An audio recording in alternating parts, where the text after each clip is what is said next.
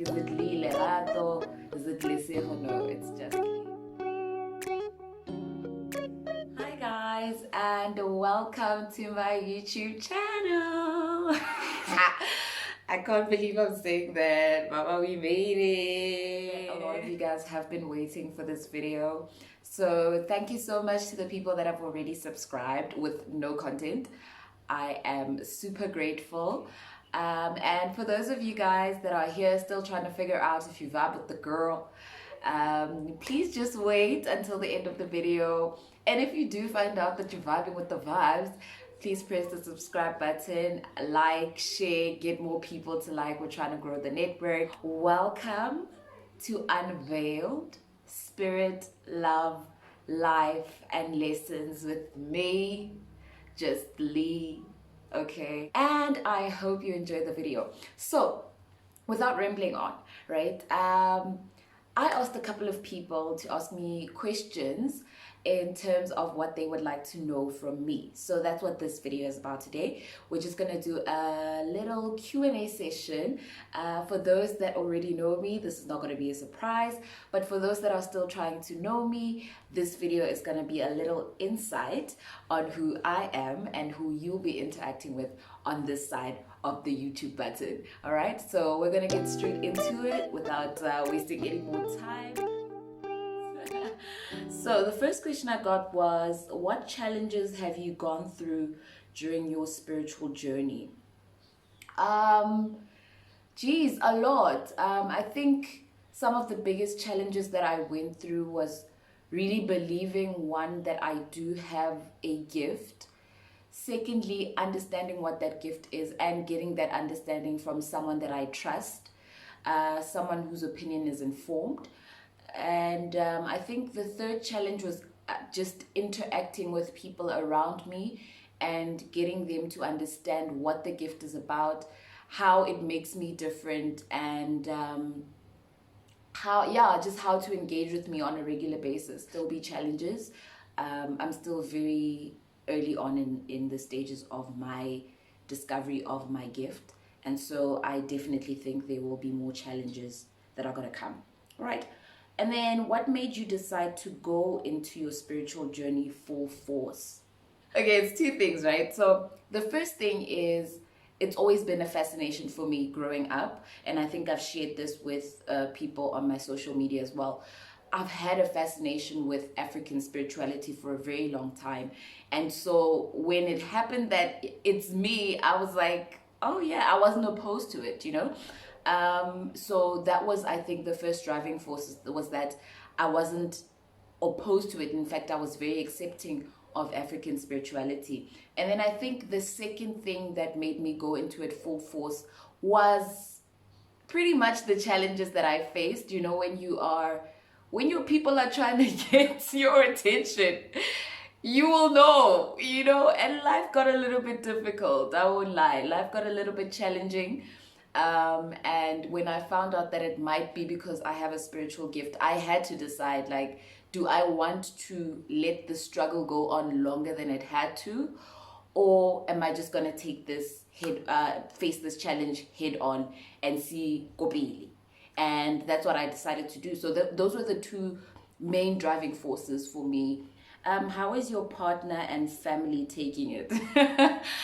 Oh yeah, man, it's a bit of a challenge every now and then. I think with my family, a lot of stuff, you know, when you go through a gift and you need to figure out which side of the family the gift comes from and what type of gift it is.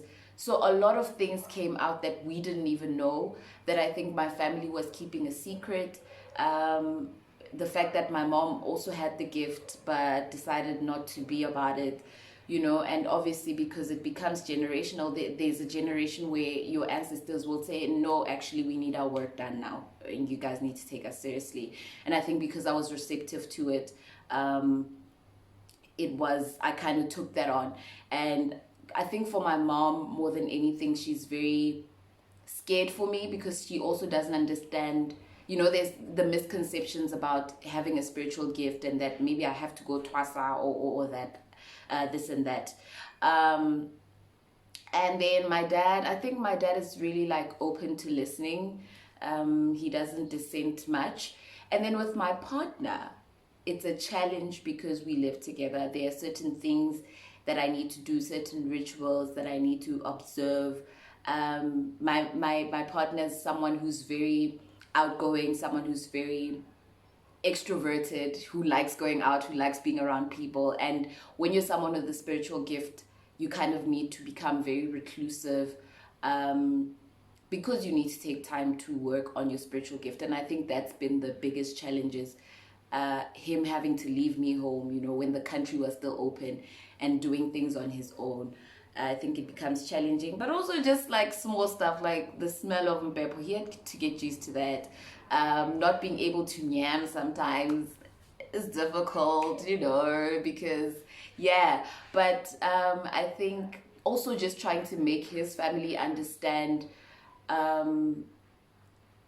who I am about to become, I think was also something that was very difficult. But for the most part, my partner and my family are very welcoming. They're very open to understanding what it is and open to learning. And I think it's the greatest gift that anybody with a spiritual gift could ever wish for, is support from partner and family, even if they don't understand, but they definitely support my decision to undergo this process. And then the last question is, was it hard accepting your gift? And did you go through what all sangomas go through before they twasa? So I need to make one thing clear. I am not a sangoma. As yet. It might happen later on in my life. But at this current particular juncture, your girl is not, no, I did not go twasa, guys. I did not have to undergo that process as yet. Because remember, you develop your gift. With your gift, you first heal yourself, you first heal your family, and then you can heal people. So not everybody is required to twasa, which is another misconception that a lot of people in the space of social media that are in the African traditional healing space are trying to dispel. Those are some of the myths that they're trying to dispel. So not everybody has to go twasa. Sometimes your gift is to be a doctor or a psychologist or a nurse. Sometimes your gift is to be a musician. Was it hard accepting my gift? Like I said before, it wasn't really that hard. First question, how do you forgive and truly forgive a man for cheating? Can I drink water for this one?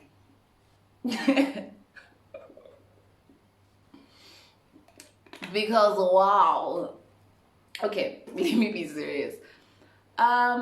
It's not easy. I think forgiveness in any regard is not easy for anything, not just in romantic relationships, but I think forgiving anyone for anything is very difficult. So the first thing you need to do, if you're going to make it easy for yourself to forgive a man when he's cheated on you, is to understand that forgiveness isn't for the next person, it's for yourself. Because holding on to those feelings and that resentment, that's what eats you up inside. That's what creates the PTSD, not being able to forgive yourself and forgive your partner for yourself, right? And I think the true forgiveness comes in having the conversation, like literally sitting down with your partner and saying, and understanding if they are remorseful for what they did to you, if you would like to still give them another chance,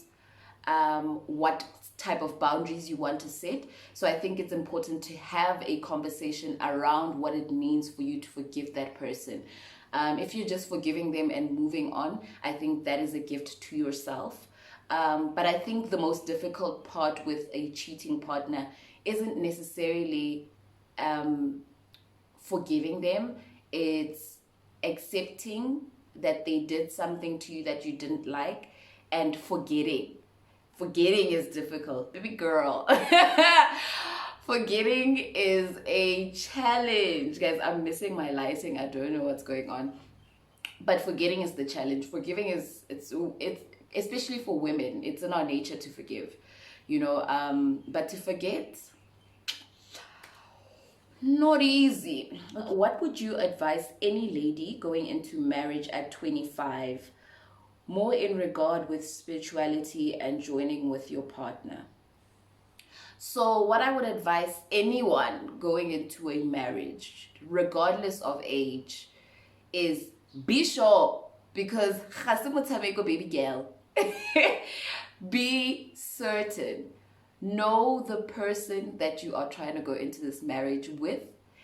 Know their faults, know their idiosyncrasies, know their love language, know their upbringing, and whether or not you share the same principles rather, on a lot of things that are required for you to build a marriage.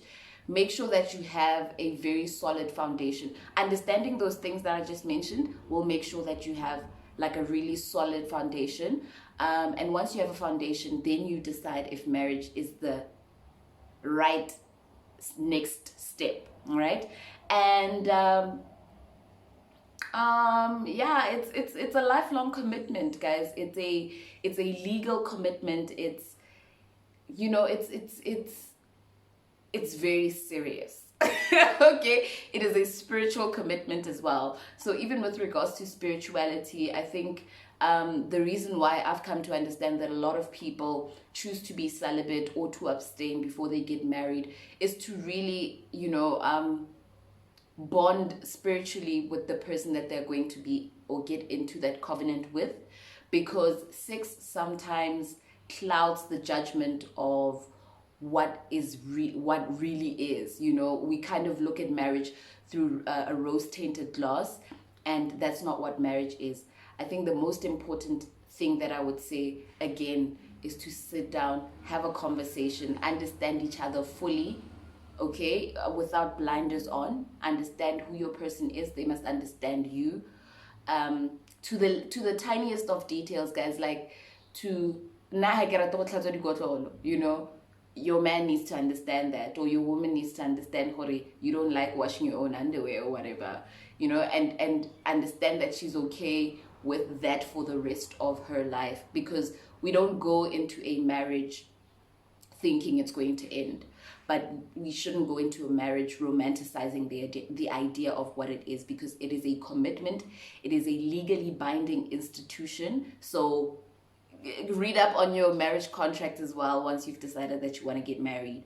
I think it's important to have the conversation so that you are completely certain that you want to get married, and you want to get married to that specific person for what could be the rest of your life. Okay, and then, have you ever lost yourself in love? Darling, this is me falling into love. That's me. Every single time. Like, I believe in love. I love love. And so I give myself fully when I'm in a relationship, when I'm in a friendship. So sometimes you do lose yourself. I mean, I've also shared that I've been in an abusive relationship, emotionally abusive relationship before.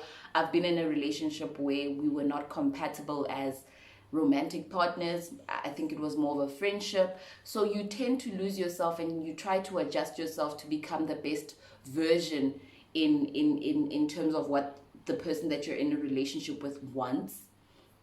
And I think that's why it's so important to understand yourself when you go into a relationship, so that you can literally point out when you start losing yourself. So absolutely I have. Whoever sent this question, Oborok. So it says, wasn't Ho supposed to be live? I feel like I do not want to respond to this question. It is loaded.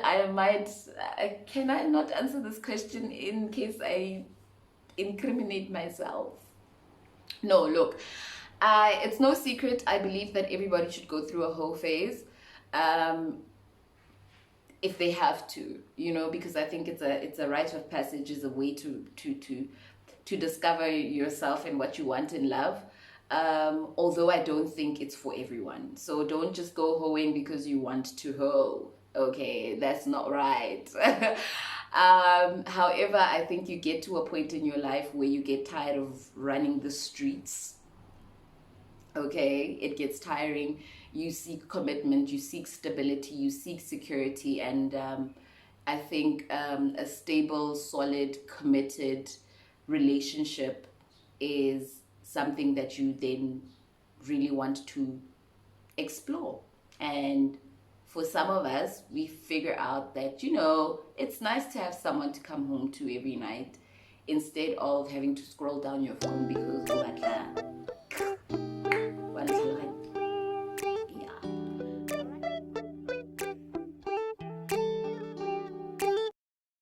have you lost someone close to you, and how did you deal with the grief? I think we've all lost someone, that we love. I dealt with death in my family, I think, a lot when I was still very young. And I then developed a very weird relationship with death. And so the last person that I lost who was really, really close to me was my paternal grandmother. Shout out Mashari. But I think I lost her at a time where I was awakening spiritually, and I learned to.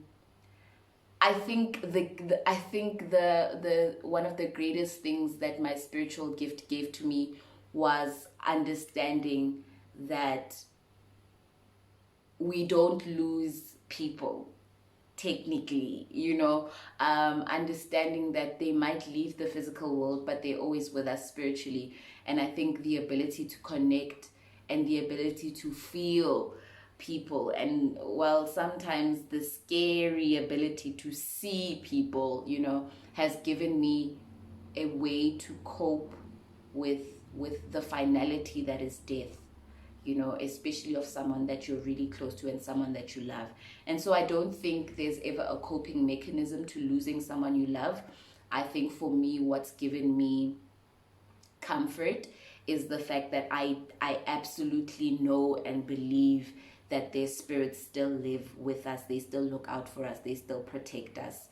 And there's always signs that they are there supporting our every move, our every decision, our every choice. And so that gives me a little bit of comfort to know that my people, although they are not here physically, they are with me spiritually.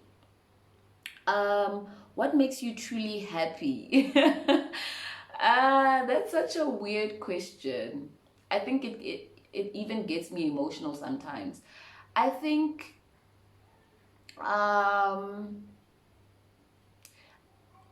I used to say seeing other people happy makes me happy. And I think that's still a big part of the things that make me happy. But I think being at peace makes me happy, like with anything. Like if I just feel at peace, I'm so happy. Sometimes that peace could, be granted to me by praying. Sometimes that peace could be granted to me through taking like a really nice shower and listening to like some neo soul. Sometimes it's going out and having fun with my friends. Seeing my friends succeed makes me so happy. Seeing my family succeed makes me happy. And seeing the people that I love happy makes me happy. So yeah. What would you define as your best trait? Only one? My best trait, I think, there's a couple, don't get me wrong. Like, guys, I've taken long to get to this point of like confidence. However, I think my greatest trait and one that I pride myself in is my compassion, my love for others, the spirit that I have to help other people, and to empathize with people, I think is my greatest or my best trait. What would be your dream profession? If I could do anything if I could make money from doing things that I love to do, that would be my best profession. So if I could do like YouTube and have conversations with people and make money out of it, that would be great. But I think my dream profession would be like dream Secretary of United Nations Women, like Secretary General of United Nations Women. That would be my ultimate dream job. One day's one day. Watch out. Don't please go back to this video when I'm there. I think when I'm about 50 something. Yeah, that's my dream. Why did you decide to have a YouTube channel? Because a lot of people have been telling me to start a YouTube channel. That's why. I think I decided to finally do it because I felt like this year I needed to challenge myself and do something that could reach a bigger audience. And also I consume like YouTube content a lot. So I decided, you know what? Why not? Right? And yeah, we did it. Okay.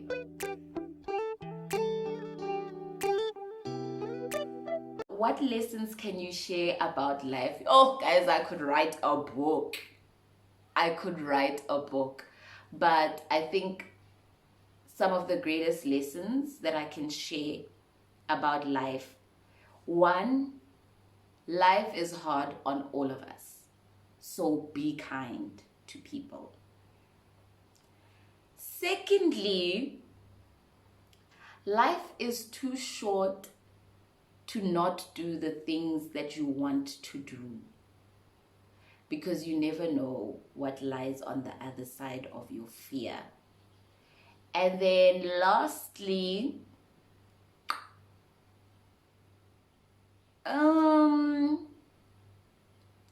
the greatest gift you can give yourself is believing in yourself. Those are three, like I think you also pick up some other life lessons as we go through the YouTube situation, because it's one of my themes. But those are three of the most important things that I carry with me. Be kind to people, be kind to yourself, and do what you love. Was there a specific event or events that led to you being feminist? I can't point to a certain event or a certain period in my life where I decided I'm going to be a feminist. I think I've always been a feminist. One, because I think my mom has always been a feminist. I think my dad has always been a feminist because of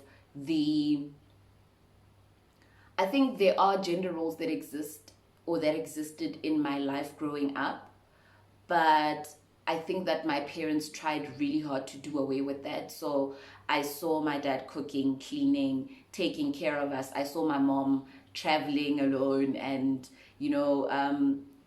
being a boss bitch. I can't say that about my mom, but doing things, having her own money, and I grew up between two brothers, and my older brother would always encourage me to have my own stuff. So I think that was also like a feminist lesson, to believe in myself, to do my own thing, being pushed to excel, and I think growing up with boys, also knowing that I can do anything that boys can do, I think the content that I consumed growing up, the type of cartoons, like I love Mulan. I think Mulan was my first real example of what a feminist was. The books I read, my mom always pushed me to have female role models. And I think just I always saw the importance of fighting for minorities, even at a young age, just standing up to bullies and people that think they can control other people because they assume they are slightly weaker than them. But most importantly, knowing that I can do anything that I want to do if I put my mind to it, and that I can't be stopped by the fact that I'm a woman, Obviously, you grow up and you realize those lessons that your mom and your brother and your dad try to instill in you don't necessarily translate when you get out into the big bad world. Pardon me. And so, as you grow and you learn, and you burn and you read, you come across concepts like feminism and you're like, hey, wait, I relate to that. That's me. And yeah, that's how I came across feminism. And it's been rough, but it's a fight I'm willing to fight for the rest of my life. Know what I mean? And so yeah, guys, that is me in a nutshell. I hope you enjoyed the video, and I hope you will be subscribing if you haven't already. Please press the notification bell, because there'll be more videos coming up where we'll be having like real life conversations. Comment in the comment section below, give me feedback, tell me if I need to change anything, tell me if you liked anything. And yeah, thank you guys so much for joining me today, and I hope to see you soon. Peace out.